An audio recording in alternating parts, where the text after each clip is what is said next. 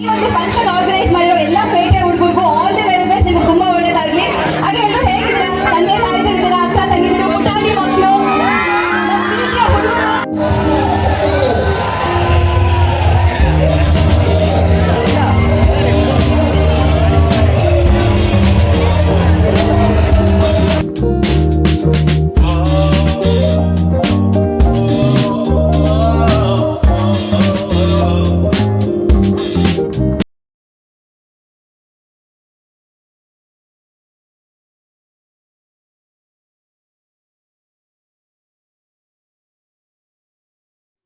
ನಮಸ್ತೆ Karnataka, welcome back to Radhavi YouTube channel. ಇವತ್ತಿನ ಅಂದರೆ ಇದು ಗುರುವಾರದ ಲಾಗ್ ಆಗಿರುತ್ತೆ. ಆ್ಯಕ್ಚುಲಿ ನನಗೆ ಎಡಿಟ್ ಮಾಡೋದಕ್ಕೆ ಟೈಮ್ ಸಿಗ್ತಾ ಇರಲಿಲ್ಲ, ಸೊ ಹಾಗಾಗಿ ಸ್ವಲ್ಪ ಲೇಟಾಗಿ ಹಾಕ್ತಾಯಿದ್ದೀನಿ ಅಷ್ಟೇ ವಿಡಿಯೋನ. ಇದು ಲಾಸ್ಟ್ ಗುರುವಾರದ್ದು ವಿಡಿಯೋ ಆಗಿರುತ್ತೆ. ಯಾಕೋ ಒಂಥರ ಲಾಸ್ಟ್ ವೀಕು ಅನ್ನೋದು ಒಂಥರ ಲೇಝಿ ವೀಕ್ ಅಂತಲೇ ಹೇಳ್ಬೋದು. ನನ್ನ ಮಗಳಿಗೆ ಒಂದು 3 ಡೇಸಿಂದ ರಜಾ ಇದ್ದಿದ್ದರಿಂದ ಸ್ವಲ್ಪ ಎದ್ದೇಳೋದು ಲೇಟ್ ಆಗ್ತಾಯಿತ್ತು. ಹಾಗಾಗಿ ನಾನು ಸ್ವಲ್ಪ ಲೇಟಾಗಿ ಶುರುವಾಗೋದು ಈ ವೆದರ್ಗೋ ಅಥವಾ ನಮ್ಮ ಮನಸ್ಥಿತಿನೋ ಗೊತ್ತಿಲ್ಲ. ಲೇಟಾಗಿ ಎದ್ದೇಳೋದು ಒಂಥರ ಅಭ್ಯಾಸ ಆಗೋಗ್ಬಿಟ್ಟಿತ್ತು. ಲಾಸ್ಟ್ ವೀಕ್ ಅಂತೂ ನನಗೆ ಅನ್ನಿಸ್ತಾಯಿತ್ತು ಇದ್ಯಾಕೆ ಇಷ್ಟೊಂದು ಸೋಂಬೇರಿತನ ಬಂದಿದೆ ಅಂತೇಳಿ. ಏಕೆಂದರೆ ಕೆಲಸದ ಒತ್ತಡ ಆ ಥರ ಇರ್ಬೋದು ಅನಿಸುತ್ತೆ. ಏಕೆಂದರೆ ಬೆಳಗ್ಗೆ ಸಂಜೆವರೆಗೂ ಕೆಲಸ ಮಾಡಿ ಸಾಕಾಗಿರುತ್ತಲ್ವ, ಎದ್ದೇಳೋಕ್ಕೆ ಮನಸ್ಸಿರಲ್ಲ. ಆದರೂ ಎದ್ದೇಳಬೇಕು, ಕೆಲಸಗಳು ಮಾಡಲೇಬೇಕು.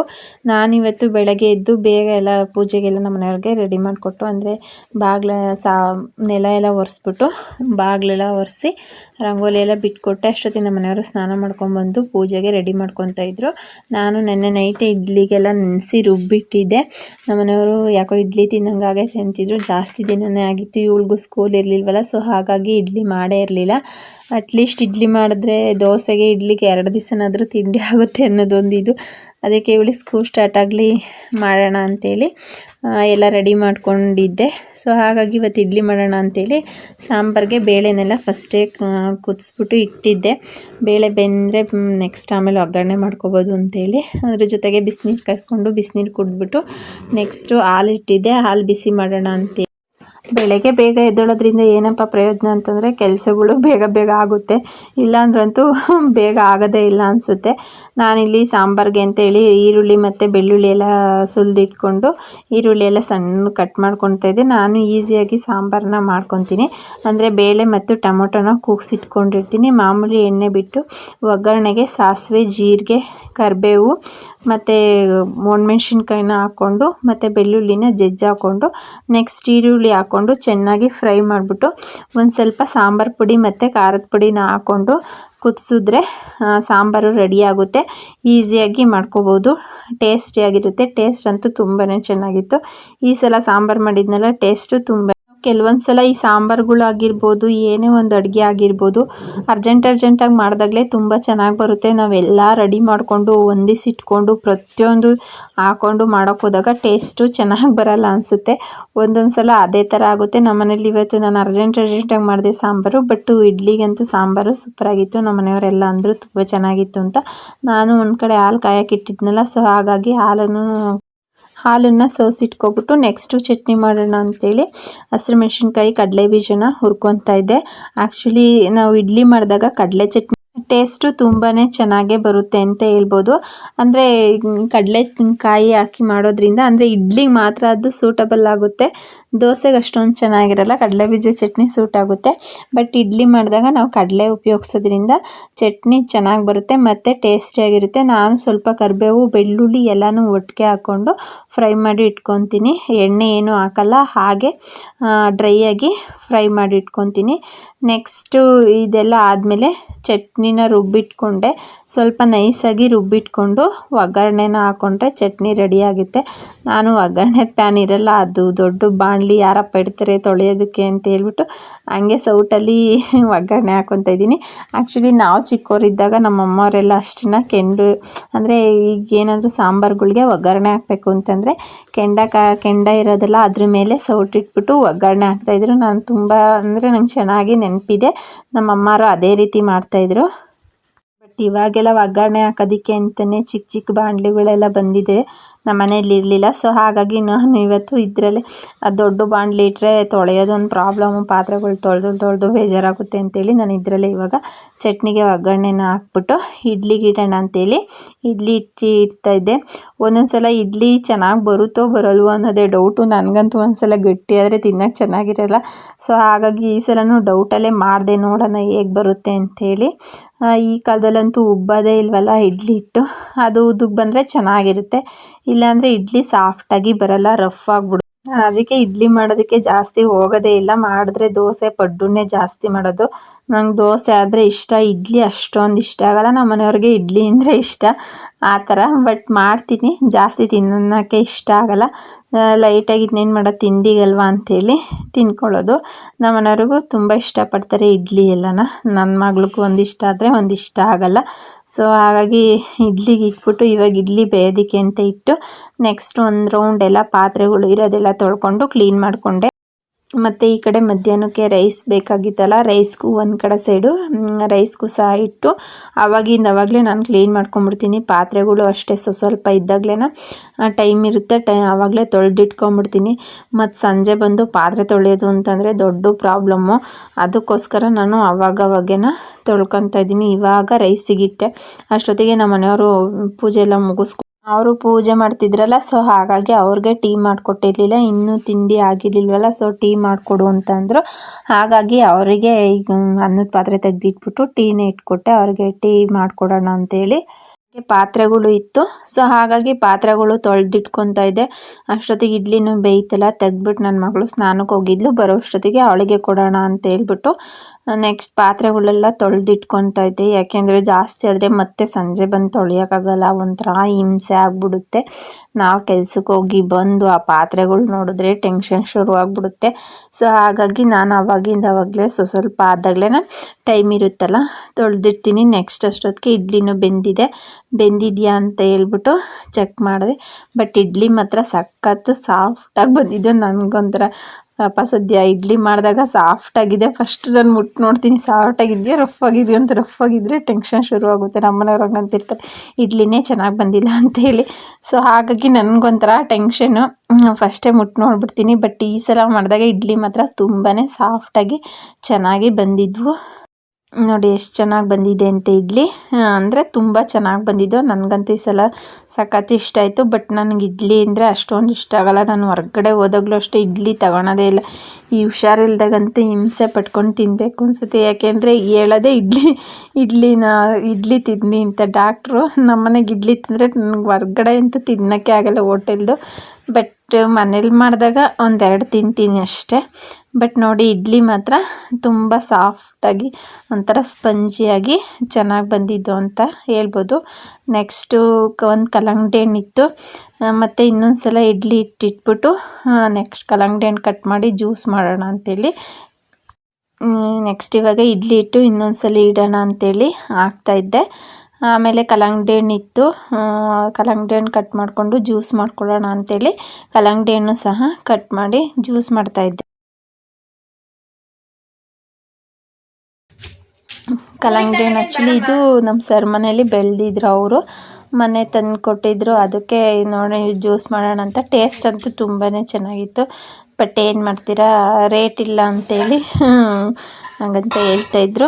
ಸರಿ ಅಂತೇಳಿ ಜ್ಯೂಸ್ ಮಾಡೋಣ ಅಂತೇಳಿ ನನ್ನ ಮಗಳಿಗೆ ಕೇಳ್ತಾಯಿದ್ದೆ. ಅವಳು ಸ್ಕೂಲಿಗೆ ಬೇಡ ಜ್ಯೂಸ್ ಮಾಡಿಕೊಡು ಅಂತಂದ್ಲು. ನೆಕ್ಸ್ಟ್ ಆಮೇಲೆ ಸ್ಕೂಲ್ಗೂ ಬೇಕು ಅಂತಂದ್ಲು. ಸೊ ಹೆಂಗೂ ಜ್ಯೂಸ್ ಮಾಡಬೇಕಲ್ಲ ಅಂತೇಳಿ ಕಟ್ ಮಾಡ್ತಿದ್ದೆ. ಜ್ಯೂಸು ಸಹ ಮಾಡಿಬಿಟ್ಟು ಸೈಡಿಗೆ ಎತ್ತಿತ್ತು. ಅವಳು ಅಷ್ಟೊತ್ತಿಗೆ ರೆಡಿ ಆಗಿಬಿಟ್ಟು ಬಂದಳು. ಅವಳಿಗೆ ತಿಂಡಿ ಹಾಕೊಡೋಣ ಅಂತೇಳಿ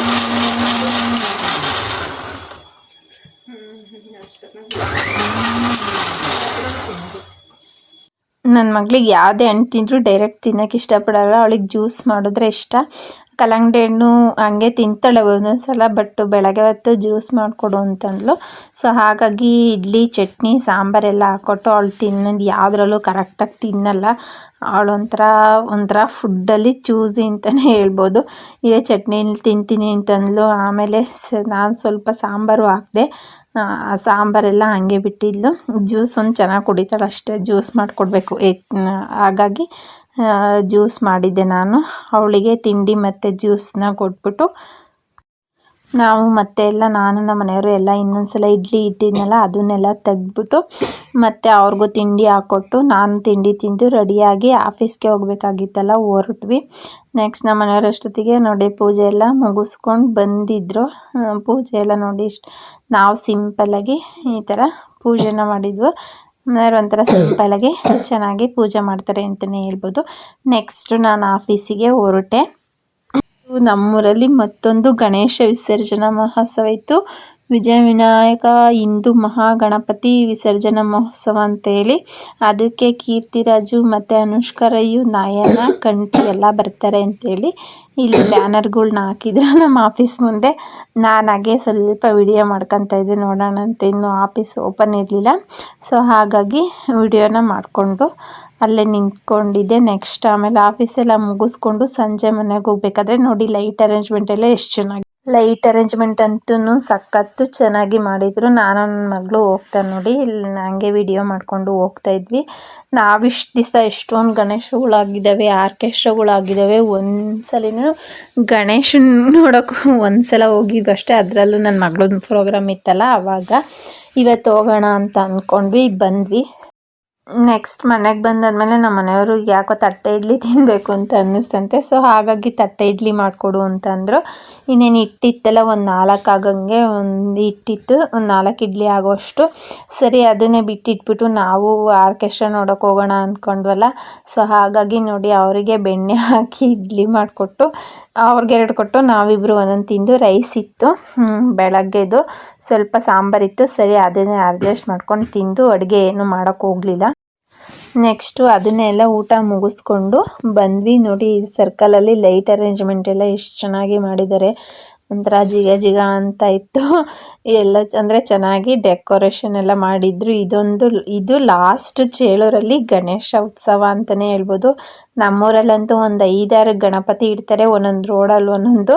ಇದು ಲಾಸ್ಟು ಅಂದರೆ ಈ ವರ್ಷದ ಕೊನೆಯ ಒಂದು ಗಣಪತಿ ವಿಸರ್ಜನಾ ಮಹೋತ್ಸವ ಅಂತಲೇ ಹೇಳ್ಬೋದು. ನಾವು ಇದುವರೆಗೂ ಒಂದ್ಸಲನೂ ಬಂದಿರಲಿಲ್ಲ. ಇವತ್ತು ಹೋಗೋಣ ಅಂತಂದರೆ, ಯಾಕೆಂದರೆ ಕಂಠಿ ಮತ್ತು ಕೀರ್ತಿರಾಜು, ಅನುಷ್ಕಾ ರೈ ಎಲ್ಲ ಬರ್ತಾರಲ್ಲ, ಸೊ ಹಾಗಾಗಿ ಹೋಗೋಣ ನೋಡ್ಕೊಂಬರೋಣ ಅಂತೇಳಿ ಏನೋ ಒಂಥರ ಕುತೂಹಲ ಮೂಡ್ತು. ಸರಿ ಹೋಗೋಣ ಅಂತ ಹೇಳ್ಬಿಟ್ಟು ನಾನು ನಮ್ಮ ಫ್ರೆಂಡ್ಸು ಎಲ್ಲ ಬಂದ್ವಿ. ನಮ್ಮ ಅಂದರೆ ಅಕ್ಕಪಕ್ಕ ಮನೆಯವರೆಲ್ಲ, ನಾವು ಒಂದು 3 ಫ್ಯಾಮಿಲಿ ಎಲ್ಲರೂ ಮಕ್ಕಳನ್ನ ಕರ್ಕೊಂಡು ಬಂದ್ವಿ. ಜನ ಅಂತೂ ಸಖತ್ತು ಜನ ಬಂದಿದ್ದರು. ಅಂದರೆ ಲೇಡೀಸ್ಗೆ ಸಪ್ರೇಟು ಒಂದು ಇದನ್ನು ಮಾಡಿದರು, ಅಲ್ಲಿ ಮಾತ್ರ ಲೇಡೀಸ್ಗೆ ಅವಕಾಶ ಇತ್ತು ಕುತ್ಕೊಳ್ಳೋದಕ್ಕೆ ಎಲ್ಲನ. ಯಾಕಂದರೆ ತುಂಬಾ ರಶ್ ಇತ್ತಲ್ಲ, ಸೊ ಹಾಗಾಗಿ ಅದೊಂದು ವ್ಯವಸ್ಥೆ ಮಾಡಿದರು. ಅಂದರೆ ಕೆಳಗಡೆನೇ ಕುತ್ಕೊಳ್ಳೋದು, ಬಟ್ ಒಂಥರ ಸೇಫ್ಟಿಯಾಗಿ ಚೆನ್ನಾಗಿತ್ತು ಅಂತಲೇ ಹೇಳ್ಬೋದು. ನಾವು ಹೋಗಿ ಎಷ್ಟೊತ್ತು 1.5 ಅವರ್ ವೆಯ್ಟ್ ಮಾಡಿದ್ವು. ಫಸ್ಟು ಕೀರ್ತಿರಾಜ್ ಅವರು ಫಸ್ಟ್ ಬಂದಿದ್ದು. ನೆಕ್ಸ್ಟ್ ಪಾಪ ಅವರು ಎಲ್ಲರಿಗೂ ಹಾಯ್ ಮಾಡ್ಕೊಂಡು ಕೂತ್ಕೊಂಡು ಇದನ್ನು ಮಾಡಿದ್ರು. ನಾವು ಅಲ್ಲಿವರೆಗೂ ವೆಯ್ಟ್ ಮಾಡಿ ಸಾಕಾಗೋಗಿತ್ತು. ಎಷ್ಟು ಹೊತ್ತವರೆಗೂ ವೆಯ್ಟ್ ಮಾಡಿ ಯಾರಪ್ಪ ವೆಯ್ಟ್ ಮಾಡ್ತಾರೆ ಅಂದಂಗೆ ಆಗಿತ್ತು ಕೂತ್ಕೊಂಡು. ಆ ಸೌಂಡ್ ಬೇರೆ ಜೊತೆಗೆ ಆ ಸೌಂಡ್ ಆ ಸೌಂಡ್ ಬಾಕ್ಸ್ ಪಕ್ಕನೇ ಜಾಗ ಸಿಕ್ಕಿದ್ದಕ್ಕೂ ಅದಕ್ಕೂ ನಮಗಂತೂ ಎಷ್ಟೊತ್ತಿಗೆ ಹೋಗೋಣ ಅನ್ನಿಸ್ಬಿಟ್ಟಿತ್ತು. ನೆಕ್ಸ್ಟು ಕಂಠಿಯವರು ಸಹ ಬಂದರು. ಇವರಂತೂ ಸಖತ್ತು, ಅಂದರೆ ಎಲ್ಲರೂ ಅಷ್ಟೇ ಚೆನ್ನಾಗಿ, ಅಂದರೆ ಜನಗಳು ಏನು ಮಾಡ್ತಾಯಿದ್ರು ಅಂದರೆ ಸೆಲ್ಫಿ ತಗೊಳ್ಳೋದಕ್ಕೆ ಅಂತ ಹೇಳಿ ಹೋಗಿ ಪಾಪ ಅವರಿಗೆ ಒಂಥರ ಹಿಂಸೆ ಕೊಡ್ತಾಯಿದ್ರು ಅನಿಸುತ್ತೆ. ನಮ್ಮ ಮಕ್ಕಳು ಹೋಗಿ ತಗೊಬರ್ಬೇಕು ಅಂತ ಹೋದ್ರು, ಸ್ಟೇಜ್ ಮೇಲೆ ಬಿಡಲೇ ಇಲ್ಲ. ಫಸ್ಟ್ ಸ್ಟಾರ್ಟಿಂಗ್ ಎಲ್ಲ ಹೋಗ್ಬಿಟ್ರು. ಇವರು ಪಾಪ ಹೋಗಿ ತಗೊಬರ್ತೀನಿ ಅಂತೇಳಿ ಎಷ್ಟೊತ್ತು ವೆಯ್ಟ್ ಮಾಡಿ ಆಮೇಲೆ ಲಾಸ್ಟಿಗೆ ಪಾಪ ಅವರು ಹೊರಡೋ ಟೈಮಲ್ಲಿ ಹೋಗಿ ಸೆಲ್ಫಿನ ತಗೊಬಂದರು. ಇವರಂತೂ ಪಾಪ ಕಂಠಿಯವರು ಒಂದು ಸ್ವಲ್ಪನೂ ಬೇಜಾರು ಮಾಡ್ಕೊತಿದ್ದಿಲ್ಲ, ಎಲ್ರಿಗೂ ಸಹ ಸೆಲ್ಫಿನ ತೆಗೆದ್ರು. ನೆಕ್ಸ್ಟ್ ಅನುಷ್ಕಾ ಅವ್ರ ಜೊತೆನೂ ಹೋಗಿ ಆ ಸೆಲ್ಫಿನ ತಗೊಬಂದರು. ನೆಕ್ಸ್ಟು ಕೀರ್ತಿರಾಜು ಮತ್ತು ಅನುಷ್ಕಾ ರೈ ಇಬ್ಬರು ಒಂದು ಡ್ಯಾನ್ಸ್ ಮಾಡಿದ್ರು, ಕಣ್ಣ ಸಲಿಗೆ ಅನ್ನೋ ಹಾಡಿಗೆ. ನಮ್ಮೂರಿಗಂದರೆ ನಾವಿಷ್ಟು ವರ್ಷ ನಡೆದಿರೋದ್ರಲ್ಲಿ ಬಂದಿದ್ದಾರೆ, ಹಲವಾರು ನಟರೆಲ್ಲ ಬಂದಿದ್ದಾರೆ. ನಾವು ಫಸ್ಟ್ ಟೈಮು ಇವತ್ತೇ ನೋಡೋಣ ಅಂತೇಳಿ ಹೋಗಿದ್ವಿ. ಯಾವತ್ತೂ ಹೋಗ್ತಿರ್ಲಿಲ್ಲ. ಅಯ್ಯೋ ಆರ್ಕೆಸ್ಟ್ರಾಗಳು ಯಾರು ನೋಡೋಕೆ ಹೋಗ್ತಾರೆ ಅಂತ ಹೇಳಿ ಅಷ್ಟು ಇಂಟ್ರೆಸ್ಟ್ ಪಟ್ಟು ಹೋಗ್ತಾ ಇರಲಿಲ್ಲ. ಬಟ್ ಈ ಸಲ ಇವರೆಲ್ಲ ಬರ್ತಾರೆ, ನೋಡೋಣ ಹೆಂಗಿರ್ತಾರೆ ಸೆಲೆಬ್ರಿಟೀಸ್ ಅಂತೇಳಿ ನೋಡೋದಕ್ಕೆ ಅಂತೇಳಿ ಹೋಗಿದ್ವು. ಲಾಸ್ಟ್ ಟೈಮ್ ಡಾಲಿ ಧನಂಜಯ್ ಎಲ್ಲ ಬಂದಿದ್ದರು, ಆವಾಗ ಹೋಗೋಕ್ಕೆ ಆಗಲಿಲ್ಲ. ಆ್ಯಕ್ಚುಲಿ ನನ್ನ ಕಾಲಿಗೆ ಸ್ವಲ್ಪ ಫ್ರ್ಯಾಕ್ಚರ್ ಆಗಿತ್ತಲ್ಲ, ಹಾಗಾಗಿ ಅವಾಗ ಮಿಸ್ ಮಾಡಿಕೊಂಡು ಅಂತೇಳಿ ಈ ಸಲ ಹೋಗೋಣ ಅಂತೇಳಿ ಹೋದ್ವಿ. ಒಂಥರ ಚೆನ್ನಾಗಿತ್ತು. ಸೊ ಅವರು ಹಾಡೆಲ್ಲ ಹೇಳ್ಕೊಂಡು ಡ್ಯಾನ್ಸ್ ಎಲ್ಲ ಮಾಡಿಕೊಂಡು ಎಂಜಾಯ್ ಮಾಡಿದ್ರು. ಅವರು ಒಂದು ಸ್ವಲ್ಪ ಹೊತ್ತಿದ್ರು. ನೋಡಿ ಅನುಷ್ಕಾ ರೈ ಅವರು ಹೆಂಗೆ ಡ್ಯಾನ್ಸ್ ಮಾಡ್ತಿದ್ದಾರೆ ಅಂತ ಹೇಳಿ. ನಾವು ಮುಂದೆನೇ ಇದ್ದಿದ್ದರಿಂದ ಒಂಥರ ನೋಡೋದಕ್ಕೆ ಚೆನ್ನಾಗಿ ಸಿಕ್ತು ಅಂತಲೇ ಹೇಳ್ಬೋದು. ವ್ಯೂ ಎಲ್ಲನ ಅಂದರೆ ಸಖತ್ತು ಜನ ಅಂದರೆ ಜನ ಊರುಗಳಿಂದಂತೂ ಟೆಂಪೋಗಳೇ ಮಾಡ್ಕೊಂಡು ಬಂದಿದ್ರು. ನಾವು ಹೋಗ್ಬೇಕಾದ್ರೆ ಕಡಿಮೆ ಇದ್ರು ಜನ, ನಾವು ಬರಬೇಕಾದ್ರಂತೂ ಸಖತ್ತು ಜನ ಅಂತಂದರೆ ಜನ, ಅಷ್ಟು ಜನ ಸೇರಿದರು. ಏಕೆಂದರೆ ಇದು ಲಾಸ್ಟು ಅಂದರೆ ಈ ವರ್ಷದ ಕೊನೆಯ ಗಣೇಶೋತ್ಸವ ಆಗಿರೋದ್ರಿಂದ ಪ್ರತಿಯೊಂದು ಊರು ಅಂದರೆ ಸುತ್ತಮುತ್ತ ಊರಿಂದ ಎಲ್ಲ ಬಂದಿದ್ದರು. ಮತ್ತು ಈ ನಟರೆಲ್ಲ ಬರ್ತಾರೆ ಅಂತೇಳಿ ಸಖತ್ತು ಜನ ಸೇರಿದರು ಅಂತಲೇ ಹೇಳ್ಬೋದು. ನಾವಿಷ್ಟು ವರ್ಷದಲ್ಲಿ ಇವತ್ತೇ ಹೋಗಿರೋದು ಅನಿಸುತ್ತೆ. ಎಲ್ಲೂ ಹೋಗ್ತಿರ್ಲಿಲ್ಲ ಜಾಸ್ತಿ. ಅಂದರೆ ನಮಗೆ ಚಿಕ್ಕ ಹುಡುಗರಾಗಿದ್ದಾಗ ಒಂಥರ ಕ್ರೇಜ್ ಇರೋದು ಎಲ್ಗಾರ ಹೋಗಬೇಕು, ಆರ್ಕೆಸ್ಟ್ರಾಗಳು ನೋಡಬೇಕು ಅಂದರೆ. ಬಟ್ ಅವಾಗಿನ ಆರ್ಕೆಸ್ಟ್ರಾಗಳೇ ಬೇರೆ. ಏಕೆಂದರೆ ಅವಾಗ ಒಂಥರ ಚೆನ್ನಾಗಿರ್ತಿದ್ರು ಆರ್ಕೆಸ್ಟ್ರಾ ನೋಡೋದಕ್ಕೆ ಅಂತೇಳಿ. ಬಟ್ ಇವಾಗ ಅದು ಏನು ಡ್ಯಾನ್ಸ್ ಮಾಡ್ತಾರೋ ಅದು ಏನು ಅಂತಲೇ ಅರ್ಥ ಆಗಲ್ಲ. ನೋಡಿ ಇವಾಗ ನೆಕ್ಸ್ಟ್ ಅವರು ಡ್ಯಾನ್ಸು ಮತ್ತು ಹಾಡೆಲ್ಲ ಮುಗಿದ್ಮೇಲೆ ಅವರಿಗೆ ಸನ್ಮಾನ ಮಾಡಿದ್ರು.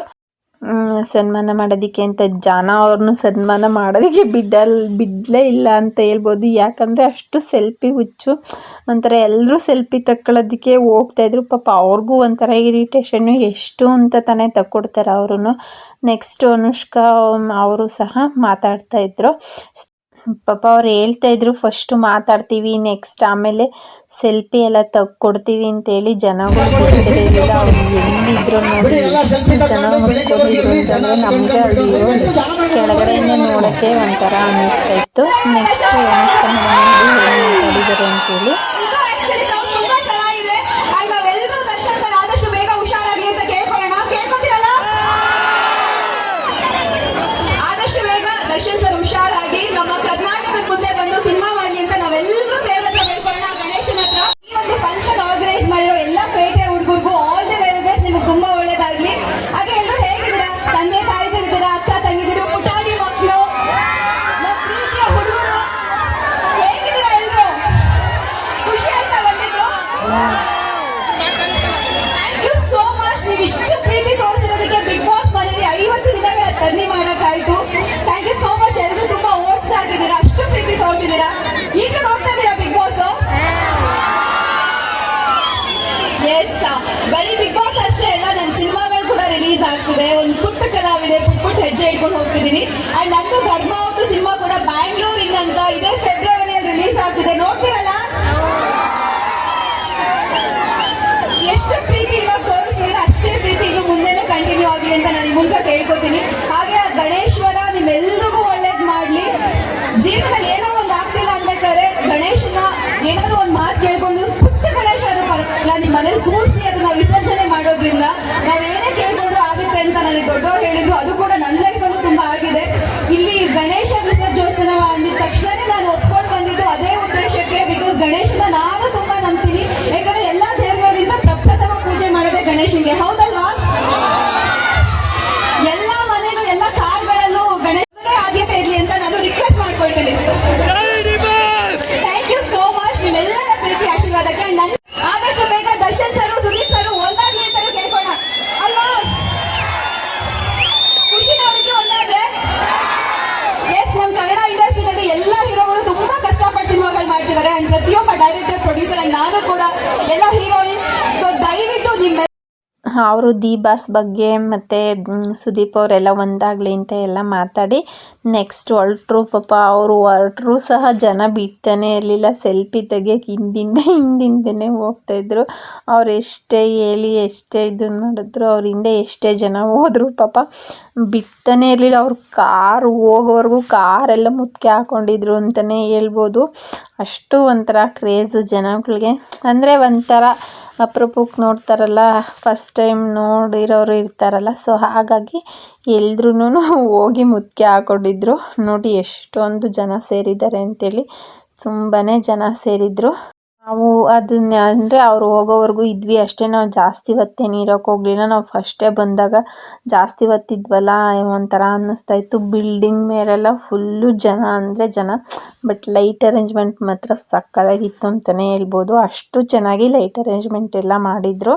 ನಯನ ಅವ್ರನ್ನೂ ನೋಡೋಣ ಅಂತಲೇ ಹೋಗಿದ್ದು. ಬಟ್ ಅವರು ಬರ್ತಾರೆ ಅಂತಂದರು, ಒಂದ್ಸಲ ಬರಲ್ಲ ಅಂತಂದರು. ನಮಗೆ ಕನ್ಫರ್ಮ್ ಆಗಿ ಗೊತ್ತಾಗಲಿಲ್ಲ. ಆ್ಯಕ್ಚುಲಿ ಅಷ್ಟೊತ್ತಿಗೆ ಆಲೆ 10:30 ಆಗಿಬಿಟ್ಟಿತ್ತು. ಹಾಗಾಗಿ ನಾವು ಇನ್ನೇನು ಮಾಡೋದು, ಹೋಗೋಣ ಅಂತೇಳಿ ಹಿಂಗೆ ಗಣೇಶನಿಗೆ ಹೋಗ್ಬಿಟ್ಟು ನಮಸ್ಕಾರ ಮಾಡಿಕೊಂಡು ನೆಕ್ಸ್ಟ್ ಅಲ್ಲಿಂದ ಮನೆ ಹತ್ರ ಹೊರಟ್ವಿ. ಒಂದು ಅರ್ಧ ದಾರಿಗೆ ಬಂದಿದ್ವಿನೋ ಆವಾಗ ಬಂದರು ಅಂತ ಅನೌನ್ಸ್ ಮಾಡಿದರು. ಇದಾಗಿತ್ತು ಇವತ್ತಿನ